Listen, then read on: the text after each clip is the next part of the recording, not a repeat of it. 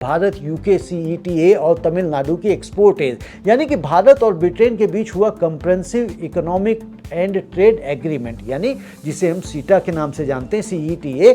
और अब ये तमिलनाडु के एक्सपोर्ट सेक्टर को मजबूती देने वाला है। क्यों? क्योंकि टेक्सटाइल, ऑटोमोबाइल, लेदर और इंजीनियरिंग गुड्स जैसे सेक्टर के लिए यूके मार्केट में एक्सेस आसान होने वाला है, जिससे इन्वेस्टमेंट और नए एक्सपोर्ट अवसर बनने की उम्मीद है। तो दोस्तों, ये हुआ क्यों है? तमिलनाडु भारत के सबसे बड़े मैन्युफैक्चरिंग और एक्सपोर्ट हब में से एक है, खासकर ऑटो कंपोनेंट्स, टेक्सटाइल और लेदर में।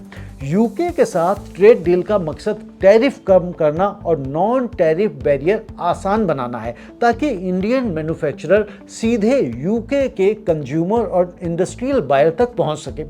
ग्लोबल सप्लाई चेन जब चीन प्लस वन स्ट्रेटजी की तरफ शिफ्ट हो रही है, तो ऐसे में भारत के लिए यह टाइमिंग अहम है। तो ये क्यों मायने रखता है? दोस्तों, एक्सपोर्टर्स के लिए सीधा फायदा है, कम ड्यूटी यानी बेहतर मार्जिन या प्राइस कॉम्पिटिटिवनेस, और इंडस्ट्री के लिए दोस्तों नई कैपेसिटी बनाने का इंसेंटिव मिलता है। रोजगार के नजरिए से अगर आप देखें तो टेक्सटाइल और लेदर लेबर इंटेंसिव सेक्टर है, यानी सीधा असर मैन्युफैक्चरिंग जॉब्स पर पड़ता है। और इन्वेस्टर्स के लिए यह सिग्नल है कि तमिलनाडु आने वाले वर्षों में एक्सपोर्ट लेड ग्रोथ का सेंटर बना रहेगा।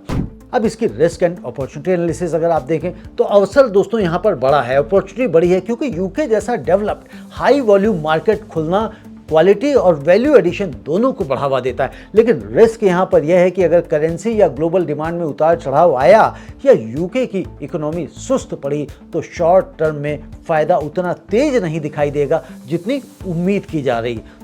लेकिन अगर हम इसके लॉन्ग टर्म इम्पैक्ट की बात करें तो 1-2 महीने में मैंने कहा कि असर मुख्यतः सेंटीमेंट्स और इन्वेस्टमेंट अनाउंसमेंट के रूप में ही दिखाई देगा। लेकिन 1 साल के बाद एक्सपोर्ट ऑर्डर बुक बढ़ने के संकेत मिल सकते हैं। और 5 साल की बात करें, अगर ये सही तरीके से इस्तेमाल हुआ तो तमिलनाडु भारत के मैन्युफैक्चरिंग एक्सपोर्ट मॉडल का एक टेम्पलेट बन सकता है, जिसे बाकी राज्य फॉलो करें।